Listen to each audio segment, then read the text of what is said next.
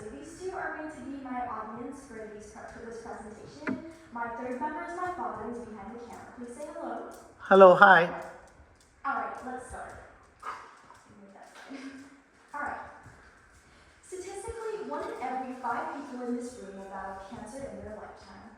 According to a 2024 article from the World Health Organization, cancer is so common that everyone in this room must know a friend or a relative who has suffered from this disease. This is because cancer is one of the deadliest and toughest diseases to cure.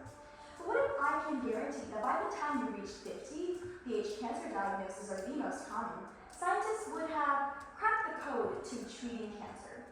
Researchers are already working on very promising new technology in decades, CRISPR-Cas9. As a junior in genetics who has been working closely in lab with CRISPR to treat gene-related disease, I want to introduce CRISPR-Cas9 as a solution that eliminates cancer at the genetic level. To understand how cancer can be treated using CRISPR-Cas9, we will first talk about the function of genes and how CRISPR-Cas9 treatment models uses them to work. Second, we'll talk about how cancer forms and the main reason it is so difficult to treat. Finally, we'll discuss how the CRISPR model is used to eliminate cancer. By the end of this presentation, you'll have a good foundation on why cancer cannot be treated like any other disease and how CRISPR is a good strategy for cancer therapy. Now that you know what my topic of my presentation is, we'll start by discussing what genes are and how CRISPR-Cas9 can manipulate them to cure disease. It's simple, really. Without genes, you wouldn't exist. Thousands of genes form DNA, which act as a cookbook that provides instructions on how to make you a unique human being. Genes influence your physical and biological traits, such as your eye color, what diseases you're prone to, and your cell function and growth. Our genes can also influence our preferences. For example, did you know that your liking or dislike for broccoli has a lot to do with the gene on your tongue? According to a 2022 study published in the journal Hereditas, they reported that the TAS2R38 gene gives you the ability to either fully or partially taste bitter-tasting compounds like the stuff in broccoli.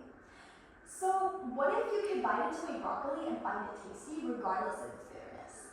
A 2023 study published in the journal Animal Models and Experimental Medicine found that the novel technology CRISPR-Cas9 that I mentioned earlier was able to remove a copy of the TAS2R38 gene in mice, making them less sensitive to the bitter compound found in broccoli.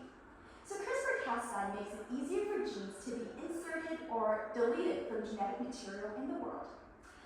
CRISPR-Cas9, now let's talk about how CRISPR-Cas9 works. CRISPR-Cas9 is a two-part model consisting of a GPS and a CAR. The CRISPR is the GPS that can identify damaged genes that are either diseased or damaged from the thousands of genes in your body. Now, Cas9 is what CRISPR directs to the damaged gene site. Upon reaching the damaged site, Cas9, the protein, acts as a pair of molecular scissors that cuts the diseased gene at a specific spot to remove them. So now that we understand how genes play a major part in all cell activity and growth, and that CRISPR-Cas9 can modify our genes, let's move on to the second topic and discover how changes in genes can cause cancer, and why this cancer treatment is so difficult. One of your genes' main function is to help your cells replenish dead cells. Genes regulate checkpoints to ensure that only healthy cells in your body multiply. Cancer is a genetic disease caused by the breakdown of genes that control these dividing checkpoints, allowing for damaged and diseased cells to grow and multiply when they should be destroyed. The prime reason cancer is so dangerous and hard to treat is because cancer elicits a civil war in our body, making our own cells turn against us by causing damaged cells to uncontrollably divide, multiply, and invade multiple organs in our body. It is hard for the immune system to destroy cancer cells because the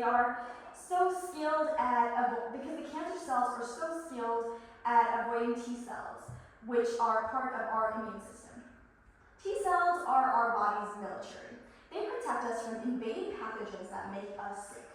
Cancer cells, however, can mimic healthy cells and trick these T cells into taking no action against them. This makes it harder for drugs to medicate cancer because they cannot cannot differentiate between a truly healthy cell and a cancerous one. Now that we've identified that cancerous cells can cosplay as healthy cells, making it difficult for our own immune system to really fight against them, we'll learn how the CRISPR-Cas9 model is designed for complex situations like this. So using the CRISPR-Cas9 model, a regular Peter Parker T cell that cannot detect cancer cells has a chance to become Spider-Man. According to a 2024 study published in the journal Oral Oncology Reports, if someone has breast cancer, for example, the CRISPR system can modify T cell genes to enhance their ability of detecting cancerous breast cells. So in conclusion, today, I discussed that cancer arises when cell division checkpoints break down, causing uncontrolled cell division. This is difficult to treat because our immune system cannot differentiate between cancer cells and our own cells. This is addressed by using the CRISPR-Cas9 model, which improves our immune system's ability to recognize and kill cancer cells by adding or editing genes that are related to detection. Therefore, it is likely in the future that CRISPR will be used to successfully treat 1 in every 5 people that are affected by cancer. Thank you, and don't pause the video yet. These are the 2 audience members who are back here again. And my dad is still behind the camera. Please say hello again. Hello, hi. All right, Dad, you're done.